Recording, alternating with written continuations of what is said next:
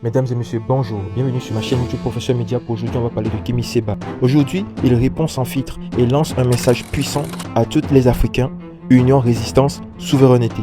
Pendant que l'Europe vacille, l'Afrique se réveille. Mais avant de commencer, n'oubliez pas de liker, de vous abonner et de partager massivement. Merci. Soit sur chacun d'entre vous. Honneur, bonheur, prospérité et solidarité pour les Noirs du monde entier, où qu'ils soient installés.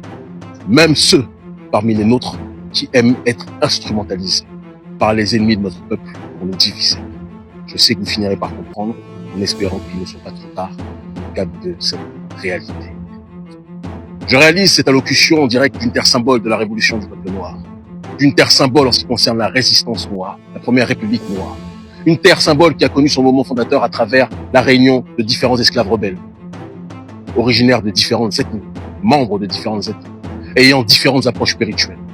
Des hommes, des femmes, des jeunes, des vieux, du plus clair au plus foncé, des grands, des petits, qui ont décidé de faire feu commun de transcendance en versant leur sang pour que notre peuple puisse être libéré. Cette terre, c'est Haïti, Haïti chérie. Et cette dernière devrait inspirer certains Noirs qui aiment maladivement se diviser et être manipulés, surtout quand ça arrange l'agenda caché de ceux qui veulent justement nous pousser à nous séparer. Comme vous l'avez compris, mon allocution aujourd'hui va porter sur une thématique importante pour notre communauté: religion abrahamique, cosmogonie et cosmologie africaine, tradition primordiale, opposition ou verticalité. En effet, vous l'avez tous compris, lors de notre voyage, probablement le plus long de notre parcours politique, qui nous a emmenés d'Éthiopie à Haïti, voyage extrêmement long qui a duré entre 48 heures et 72 heures, parce qu'on devait contourner des pays où nous sommes interdits, tels que les États-Unis et le Canada, à cause de nos activités politiques, et que nous assumons complètement.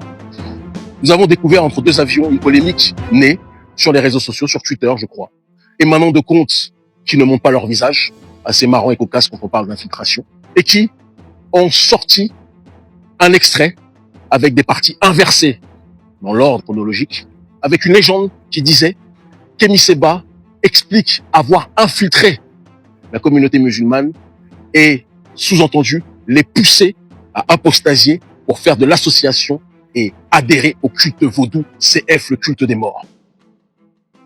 Quand j'ai vu cette ineptie, je ne vais pas vous cacher qu'au départ, avec toute mon équipe, on est venu en grosse délégation ici, on a souri. Et puis après, avec le temps et les jours passés, je voyais la vidéo tourner et être reprise par tous les réseaux France-africains. Tous les réseaux. Du côté de Ouattara. Du côté, justement, des comptes pro-français en Afrique de l'Ouest, en Afrique francophone.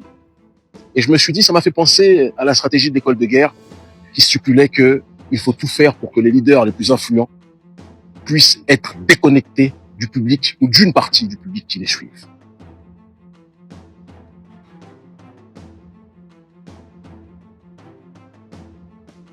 Je ne suis pas en train de dire que ceux qui sont à l'origine de cette campagne, de cette manipulation, sont forcément des gens des services français.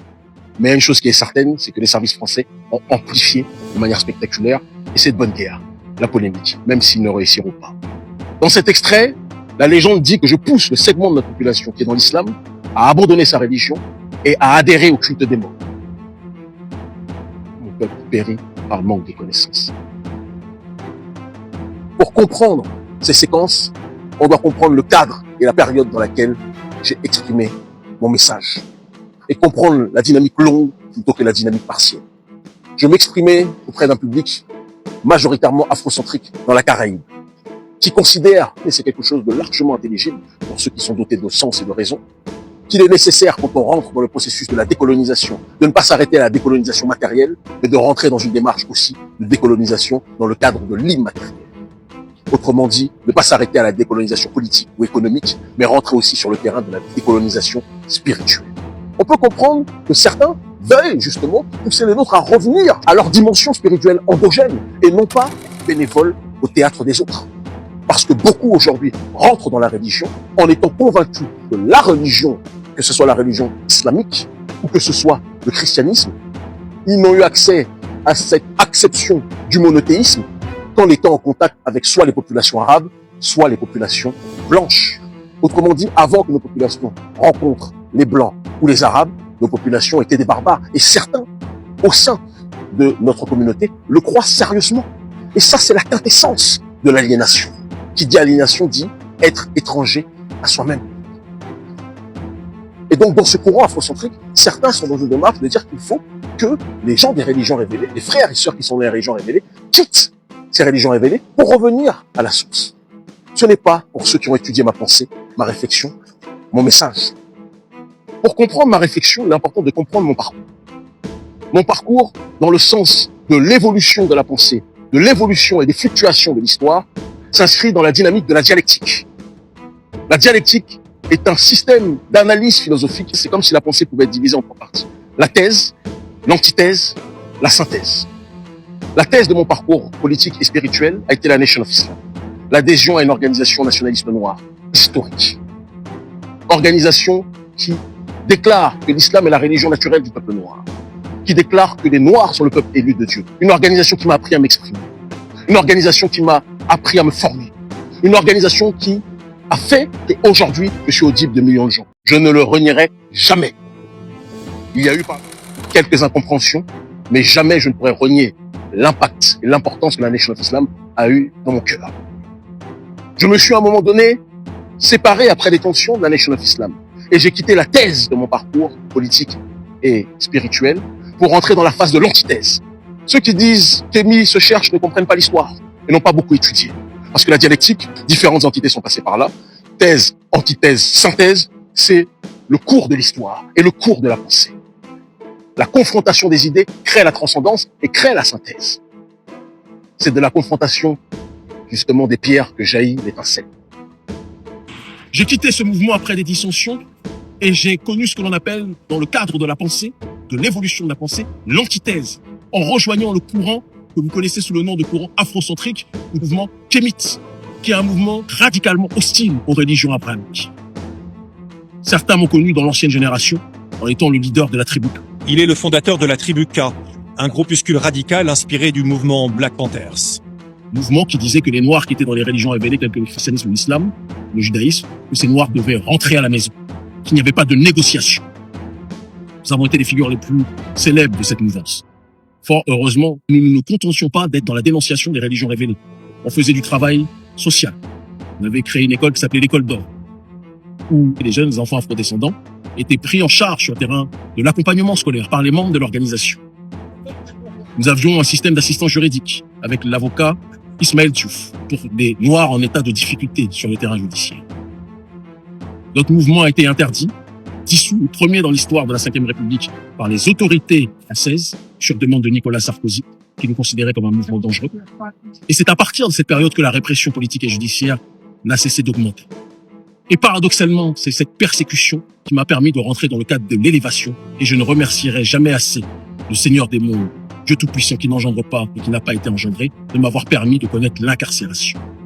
Parce que l'incarcération 2007, à Bois d'Arcy, à la prison de Bois d'Arcy, m'a permis d'étudier et de connaître justement ce que l'on appelle la synthèse, après la thèse Nation of Islam, l'antithèse, l'afrocentricité et le mouvement kémite, la synthèse à travers l'étude des textes de l'école de la tradition primordiale, dont l'une des figures les plus visibles, mais qui est loin d'être la seule, est René, un métaphysicien profond, puissant, paix à son âme, connu aussi sous le nom d'Abdelwahid Yahya, parce que c'était aussi un soufi. Quelqu'un qui avait étudié différents systèmes initiatiques, avec toujours l'obsession de rechercher l'unicité stricte divine. Il résumait la dynamique spirituelle à l'image d'un arbre qui serait caractérisé par ses racines, que constitue la tradition primordiale, le code source de l'univers, le créateur. La racine, par la suite, donne le tronc, les cosmogonies primordiales de ces peuples primordiaux. Cosmogonies que sont les cosmogonies négro-africaines qui constituent le premier peuple de l'histoire de l'humanité. Cosmogonies à l'intérieur desquelles se trouve le monothéisme strict, avec leur gouvernement métaphysique. Dans chacune de ces cosmogonies, qui sont en réalité différents reflets d'une même réalité reliée à l'unicité stricte divine. Et après le tronc, les branches que constituent dans cette ère du monde matériel les religions révélées, religion qui vient de religiare, qui signifie relier, parce que le peuple, à un moment donné, est devenu tellement déconnecté de l'esprit, du spiritus, de la spiritualité, que certains, parmi l'humanité, ont eu besoin d'être reliés, d'avoir accès à une démarche matérielle pour être connectés à Dieu à travers un livre. Les oiseaux n'ont pas de livre, mais ils sont connectés à Dieu. Ils suivent l'ordre naturel de Dieu. Les lions n'ont pas de livre, mais ils sont programmés pour agir selon les règles de Dieu. L'homme s'est déconnecté, pour certains, pour beaucoup, de sa loi naturelle. Et donc, les livres sont apparus à cette étape ultime de la dégradation de l'humanité. Certains aiment séparer cet arbre spirituel en faisant la guerre entre les branches, les religions révélées, et le tronc, les cosmogonies, les peuples premiers. Mais tant qu'il y a la démarche de l'unicité stricte divine qui traverse dans un cadre de verticalité, la racine au tronc jusqu'aux arbres puis aux fruits, il ne peut pas y avoir d'opposition. Il y a verticalité et il y a en réalité communion. Et en découvrant la puissance et la profondeur de l'enseignement de l'école de la tradition primordiale, je me suis imprégné progressivement, en rentrant en Afrique, de la connaissance du soufisme. Et dans la continuité de l'étude de l'école de la tradition primordiale, parce que l'étude de l'école de la tradition primordiale vous encourage à rentrer dans les processus initiatiques les plus profonds, qui vous permettent toujours de vous rapprocher du créateur, de l'unique, qui n'engendre pas, qui n'a pas été engendré. Je me suis initié au vaudou. Mais le problème, c'est que certains des nôtres pensent que le vaudou, parce qu'ils n'ont appris le vaudou qu'à travers le regard du colon blanc ou arabe, pensent que le vaudou, c'est le cannibalisme. C'est des sacrifices humains. C'est la sorcellerie. Pauvre peuple, pourquoi tant de mépris pour ce que vous êtes et pour ceux dont vous venez?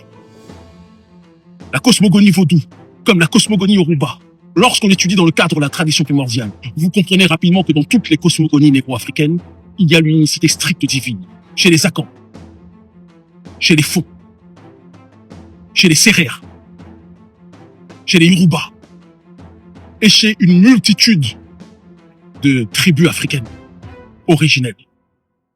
Divers noms, mais une même réalité. Il y a Dieu Tout-Puissant, et il y a ces différents attributs, qui sont différents archétypes, reflétant une seule et même réalité. Quand certains disent que Kémy dit aux siens de rentrer ou d'adorer le culte des morts, personne n'a parlé des cultes des morts, on a parlé des ancêtres primordiaux.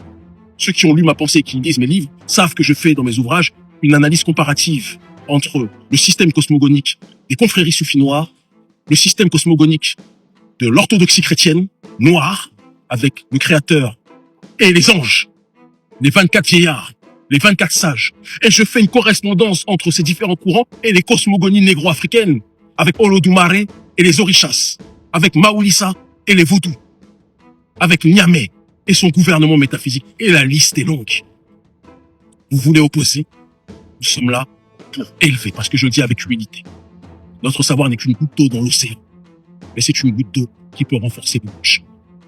Quand nous poussons les nôtres à s'intéresser aux cosmogonies négro-africaines, à la métaphysique négro-africaine, c'est pour qu'ils évitent, lorsqu'ils sont dans les branches de l'arbre spirituel que constituent les religions révélées, qu'ils pensent que le monothéisme strict, ils n'ont eu accès à ce dernier qu'en étant au contact des populations arabes ou des populations caucasiennes, parce que cela les rend marionnettes bénévoles dans le théâtre des autres.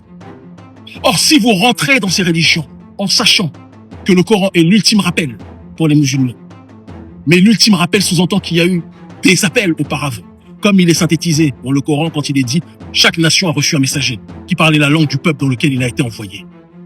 Cela signifie que, avant le sceau de la prophétie caractérisé par le prophète Mohammed, que la paix soit sur lui, il y a eu une multitude de messagers et de prophètes qui avaient reçu le message de l'unicité stricte divine dans tous les peuples, et dans les peuples premiers en priorité. Quand allez-vous comprendre? Pourquoi renier ce à quoi vous appartenez? Revitaliser la racine, ce n'est pas nier la branche. Les branches ou le tronc sont reliés. Tout est relié à la racine. Mais le problème, c'est que quand la branche veut se détacher du tronc et de la racine, la branche devient un vulgaire bout de bois. Tout est un ensemble. Chacun s'arrête au degré qui est le sien. Chacun s'inscrit dans la dynamique qui est la sienne. Mais on doit s'inscrire dans le cadre du respect. Et c'est pour ça que je dis que l'école de la tradition primordiale est une clé fondamentale lorsque l'on comprend la nécessité de l'équerre, qui vous montre l'angle droit qui est l'unicité stricte divine. C'est une clé qui peut permettre à notre peuple, quelles que soient ses confessions spirituelles, de s'unir. Parce qu'en réalité, ces diversités spirituelles ne sont rien d'autre qu'une multitude d'archétypes reflétant un seul et même principe. Mais il faut faire preuve de volonté de science pour le comprendre. Mon peuple, étudiez. Ne vous laissez pas manipuler. Certains, que j'ai vus, sont sortis de leur tanière comme s'ils n'attendaient qu'une campagne de calomnie contre moi pour essayer de me lyncher. Et eux tous, comme par hasard, souffrent d'un déficit de visibilité et trouvent que je prends trop de place dans le leadership de la cause noire. Je n'ai jamais prétendu être un leader. Si des millions de gens me suivent, ce n'est pas par choix, ce n'est pas par volonté. Les choses se sont faites comme ça. Je mène mon combat, j'essaie de me diriger moi-même, et le seul leader, c'est Dieu Tout-Puissant. Et quand je vous dis que les ancêtres primordiaux veillent sur vous, certains musulmans oublient que les anges, ils ont des anges qui veillent sur eux, ils en ont à chaque épaule. Reconnaître leur existence et leur réalité ne signifie pas renier l'unicité stricte divine. La calomnie ne peut pas marcher avec des gens qui sont enracinés dans la connaissance de Dieu. Ma démarche est de savoir maladif et l'unité maladive du peuple noir. Je vais citer quelqu'un qui va peut-être passionner parce que certains membres de notre peuple, si ce n'est pas un arabe qui parle, ils n'écoutent pas, ce qui est dommage.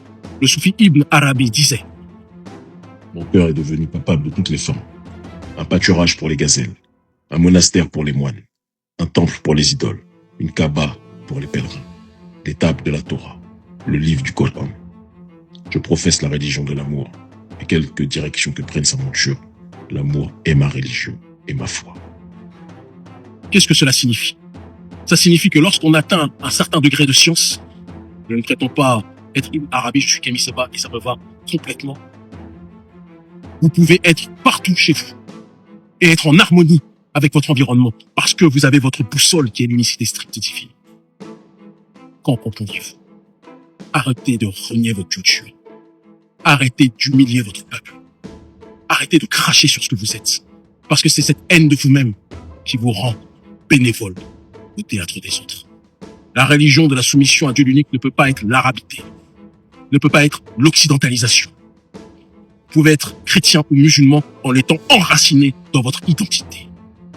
Et connaître les cosmogonies négro-africaines dans un cadre de monothéisme strict, ce n'est pas renier votre foi, c'est vous revitaliser et ne plus être des bénévoles. Après le Kippour, je vous aime, même mes ennemis.